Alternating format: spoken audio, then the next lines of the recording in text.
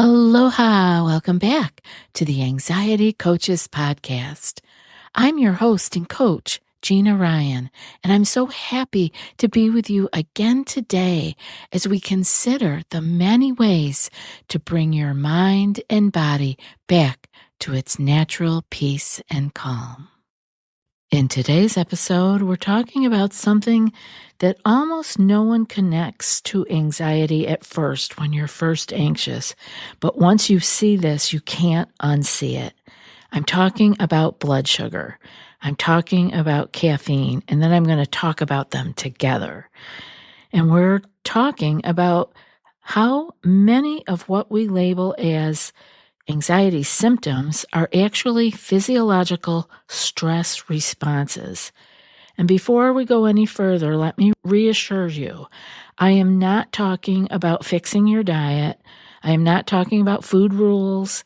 And this is not about becoming perfect. It's about understanding your signals. Because when you understand your signals, you stop turning them into scary stories. So let's talk about the anxiety that isn't anxiety. I want to describe something and see if it sounds familiar to you. You feel a little shaky. You feel sweaty. It's lightheaded, maybe irritable, heart pounding, and you have a sudden sense of doom. And your brain says, "Oh no, it's happening again."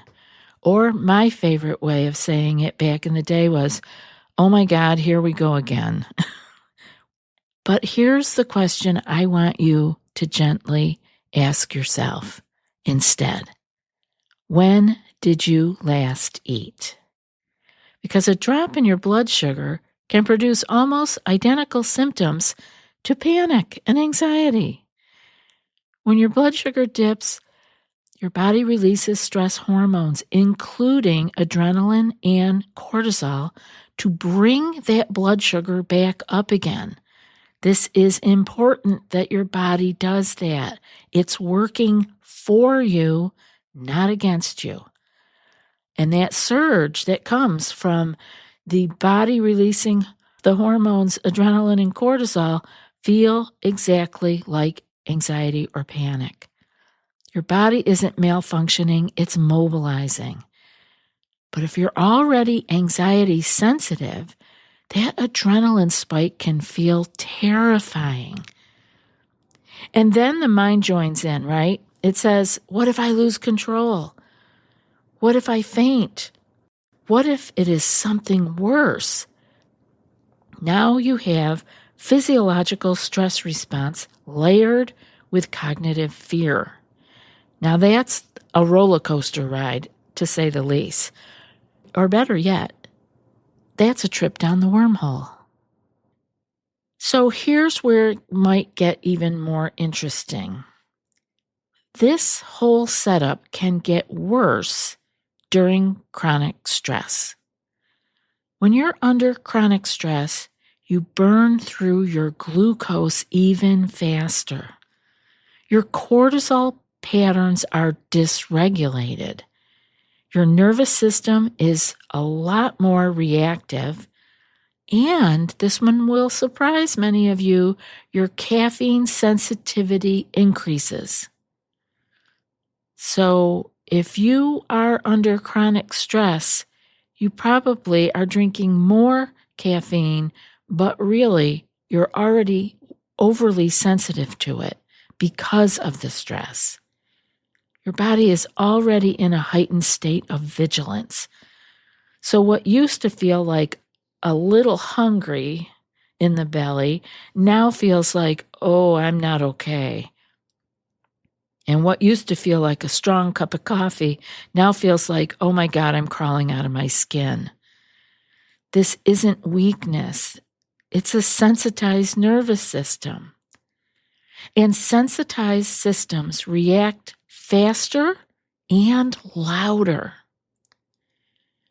I want you to understand that. It will feel faster and louder when you are already sensitized. Nothing wrong with you. This is just how it works. Let's talk a little bit about caffeine and the anxious brain. Caffeine, it's one of my favorite subjects to talk about, and I'm not going to harp too much on it. I just want you to understand it. Maybe you will make your own fabulous decision for yourself. So let's talk about caffeine. Caffeine works by blocking adenosine. That is the chemical that helps you to feel sleepy. Caffeine blocks that. So you're sleepy, but you don't feel sleepy. And at the same time, it stimulates adrenaline. In a regulated system, that feels like you have more alertness. In a stressed system, that blocked adenosine and the increase in adrenaline can feel like panic in a stress system. And here's the part that no one tells you. When you are sleep deprived or chronically stressed, caffeine is going to hit you harder because your body is already running on stress chemistry. So that 2 p.m. coffee on a calm vacation day, that might feel fine. On a week of poor sleep, deadlines, and emotional strain, it can tip you straight into jittery anxiety and panic. Again, not because you're broken, but because your system is already activated. Let's flip over to blood sugar here and talk about it with the caffeine loop. Let's layer these two together. Imagine this very, very common pattern. You wake up. You're stressed already. You haven't even gotten out of bed yet. You're stressed. You have coffee before you have any food. Your morning is busy. You're maybe running late. You have a light lunch, or you skipped lunch altogether. You have a blood sugar dip mid-afternoon, and then you have another cup of coffee to compensate for it. Now you feel shaky, and you interpret this as anxiety. Now that is not a psychological failure. That is a physiological loop. Your body is trying to stabilize itself, and your mind is interpreting the sensations. When we don't understand this loop, we personalize it, and your mind interprets it as, I'm anxious, I'm fragile, I just can't handle life, there's something wrong with me. When we do understand the loop, we can get curious. You can say, oh, my body might need something. And that shift alone can reduce the fear. So let's look into having more curiosity here today rather than self-diagnosing, okay? This episode is not about diagnosing yourself with blood sugar issues. It's about replacing fear with curiosity. So instead of saying, why am I like this? I'd like you to try to flip it around a little bit and say, when did I eat last? How much caffeine have I had today? How did I sleep last night? What's my stress level today? Because the curiosity will calm your nervous system, and the catastrophizing will fuel it. You are not required to solve everything right here, right now. You are invited, though, to observe the patterns. That's empowerment. So I want to offer some gentle stabilizers. Now, these are not food rules. I want to be clear about that. I am not about food rules. I am about you finding what is going to work for you, because we are all different. So I want to keep this gentle and doable. We are not creating rigid food rules here. We are creating stability. So here are some simple stabilizers. The first one is I want you to pair your protein with your carbohydrates because this will slow the glucose spikes and crashes from the carbohydrates. This doesn't need to be fancy. It just needs to be consistent.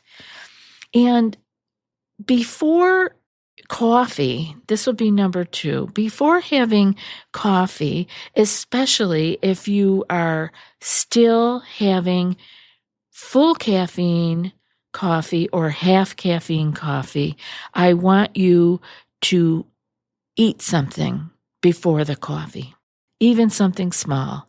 Even if you're on the run, maybe wait for the coffee then until you've had something to eat, because it will make a difference, especially if you're anxiety prone. And number 3 is the 3 to 4 hour window. I want you to notice that. Many people feel dips 3 to 4 hours after they're eating. And if that's when anxiety spikes for you, that's information. That's good to notice. Again, we can't learn more about ourselves and how we're working if we are not paying any attention to what is going on. Maybe you can jot these things down. Maybe you can just make mental notes of them, whatever works best for you. But if we spend no time acknowledging what is happening to us, we are just going to keep running in the same uncomfortable anxiety cycles. Number 4 is I want you to track sensations, not calories, right? Some people are still stuck in calories and what they're eating, how much. So here, what we're trying to work on, we're not measuring intake in any way, shape, or form. We are noticing the patterns over time. When I do X, what happens later in the afternoon? Or how many hours later? Because that caffeine has a long half-life cycle, so you are not going to just get 2 or 3 hours out of that. That's going to be with you for 12, 18 hours. Actually, some people drink so much coffee or caffeine, it could be tea, it could be energy drinks, that they are never completely out of the caffeine in their body. So what we're going to do is just notice. And maybe that will require a little bit of tracking on your part if you can't remember. I would always do better putting pen to paper so that I could see it with my own eyes.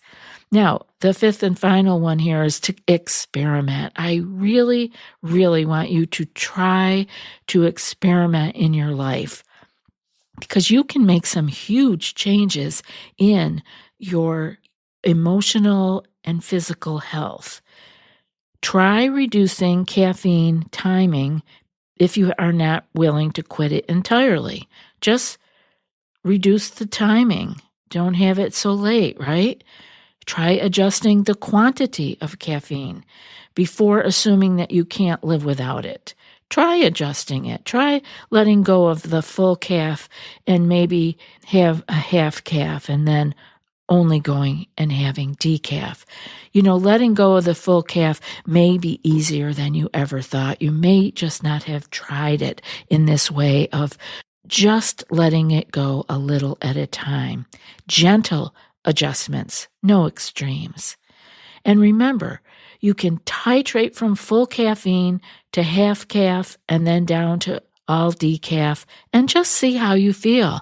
Make a note of it. Your body will let you know. And now I want to talk to something more tender, the emotional layer. When your anxiety has been intense or chronic, you start to distrust your body. Every sensation feels like a threat. So when the blood sugar drops, when the caffeine starts to stimulate you, and when the adrenaline rises, it confirms the fear. See, something is wrong. But what if nothing is wrong? What if your body is responding exactly as it has been designed? And what if understanding this design makes it less frightening? Because your body is not betraying you. It's communicating with you. So I want to reassure you, and I want to say this clearly. This is not about fixing your diet, or it's not about perfection. It's not about control. It's about understanding your signals. When you understand signals, you don't spiral around them. Instead, you respond. There's a big difference between I'm having anxiety and my nervous system is stimulated. Can you hear the difference? One creates fear, the other one creates choice. So today or tomorrow, simply notice, when does my anxiety spike? What did my body need beforehand? Was I underfueled? Was I over-caffeinated? Under-rested? Not to judge, just to understand. Because understanding builds safety. And safety calms the nervous system. My friends, your body is not the enemy. It is wise, it is adaptive, it is responsive. And when you begin to understand its rhythms instead of fearing them, the roller coaster slows and you stop circling the wormhole. If what we talked about today feels close to home and you want a little more support, I do one-on-one work with people who are learning to relate differently to anxiety and stress. It's slow, steady, and very human. You can always find details on my website, anxietycoachespodcast.com, if and when it feels right. Until next time, be gentle with yourself. And now for today's quote. Nothing in life is as important as you think it is while you are thinking about it. And that's from Daniel Kahneman. I'll be back in a few more days with another podcast. Until then, be well and aloha.